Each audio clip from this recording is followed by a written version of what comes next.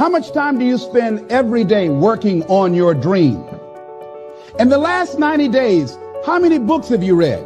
In the last year, what new skill or knowledge have you acquired? What kind of investment have you made in you? You don't want it badder than you want to party. You don't want it as much as you want to be cool. Most of you don't want success as much as you want to sleep. Some of you love sleep more than you love success. And I'm here to tell you today, if you're going to be successful, you've got to be willing to give up sleep. Every day.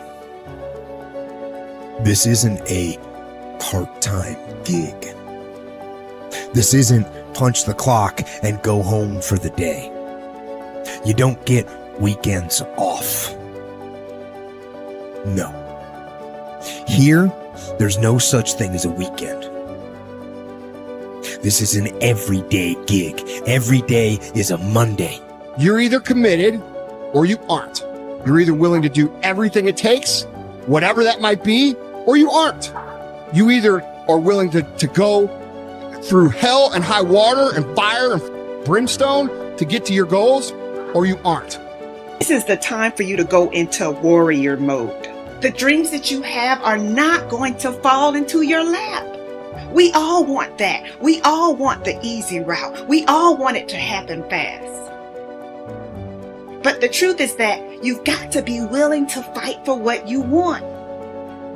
And sometimes the person that you have to check is yourself. It doesn't matter what you don't have now because you can go get it. But it starts today. It starts with a commitment. It starts with a principle. It starts with the discipline. It starts with effort. It starts with energy. It starts with an idea that you're going to make today count. Develop yourself, weaponize yourself, teach yourself to be so good at something that is necessary to serve in the area of your dream that now you're never even thinking about your comfort zone. Whatever you resist persists, but if you ask the right question, not why is this happening, but what is this here to teach me? What is this here to teach me? It puts you in the place and space to get the lesson you need.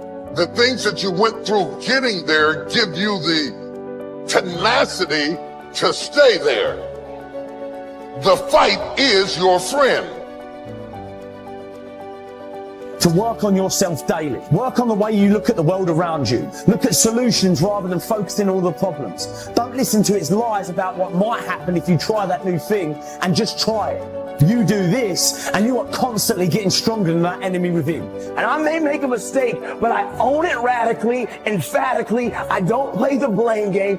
If I was wrong, I claim it and I move forward. The starting point of goal setting is for you to realize that you have virtually unlimited potential to be, have, or do anything you really want in life if you simply want it badly enough and are willing to work long enough and hard enough to achieve it. The second part of goal setting is for you to accept complete responsibility for your life and for everything that happens to you with no blaming and no excuses. With these two concepts clearly in mind, that you have unlimited potential and that you are completely responsible, you are now ready to move to the next step, which is to begin designing your ideal future. You are responsible for financial strategy, for deciding exactly how much of your services you want to sell, how much you want to earn, how rapidly you want to earn your income year by year, how much you want to save and invest, and how much you want to be worth when you retire. These numbers are entirely up to you. You are responsible. You are responsible for your people's strategy and your relationships, both at home and at work.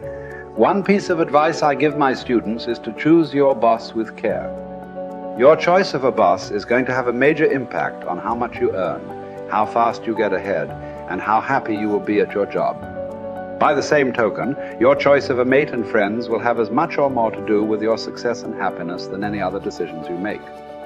If you are not happy with any of your current choices, it is up to you to begin taking steps to improve or change them. Finally, as president, you are in complete charge of personal research and development, personal training and learning. It is up to you to determine the talents, skills, abilities, and core competencies you will need to earn the kind of money you want to earn in the months and years ahead. It is then your responsibility to make the investment and take the time to learn and develop these skills. No one is going to do it for you. The unavoidable truth is that no one really cares as much as you do. From this point forward, see and think about yourself as the master of your own fate. See yourself as completely in charge of your own life. See yourself as the president of your own personal services corporation. See yourself as a powerful person, completely self-determined and self-directed. Refuse to whine and complain about things that happened in the past, which cannot be changed. Instead, orient yourself toward the future and think of what you want and where you are going. Above all, think about your goals. The very act of thinking about your goals makes you positive and purposeful again. And if you decide today to go for the apple instead of the Hershey bar, I'm telling you, you have begun the process of turning your life around. And if you keep up that process, not only with your health habits, but with your money habits and with your communication habits, with your sales habits, management habits, and every other habit that you've got, if you'll start that process, eliminate the errors and replace it with disciplines practiced, I'm telling you, you can start this process of life change immediately. After today, you don't ever have to be the same again. Only by choice. You don't have to walk out of here the same as you walked in today. Only by choice. You can start a whole new process. And you say, well, Mr. Owen, is it that simple? Yes, it's that simple. Where else would you start but with an apple? You don't have to start with something staggering, and everybody has it within their power. What was so happy for me to find out at age 25, Mr. Shove said, Mr. Owen, you don't have to change countries. But you do have to change philosophy. And if you'll change philosophy, not country, you can turn around your income, you can turn around your bank account, you can turn around your skills, you can become capable, powerful, sophisticated, healthy, influential, all the other equities that you could possibly want out of your life, using the only stuff there is and not trying to change any of this stuff. Appreciate all of this stuff with all of its ups and downs, with all of its mystery of why it works and sometimes it doesn't work. Don't challenge this. You don't have to ask for another planet. You don't have to ask for another country.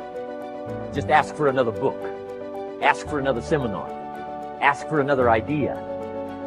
And you can start this whole process of personal life change. You want to stand out from everyone else. You want to do something more than other people think is possible. You literally want to stand outside the norm. And if that's the case for you, then understand that, as Albert Einstein said, only one who devotes himself to a cause with his whole strength and soul can be a true master.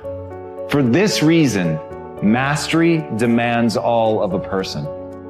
If you want to get great, if you really want to make a skill set your own, if you want to be able to do something, and at the end of the day, if you want to transform the world, if you want to make grand changes, if you want to do all of that all the empty words that people spout all the time, let me tell you, the only thing that's going to separate you from all the other blowhards who are just talking words and will never do anything is to give yourself over completely, to let that obsession, let that thing that you love completely consume you. And in that, your only chance to really become great lies. You know, if you want to have a fully charged life, you have to start looking forward to things again. You have to get excited about tomorrow again. You have to see your life developing again. You have to set yourself on the path where you're step by step progressing every single day, so you know tomorrow's going to be better than it was today.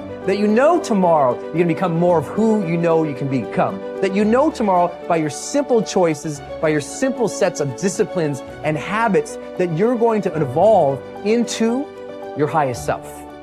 And that is the path of the charged life.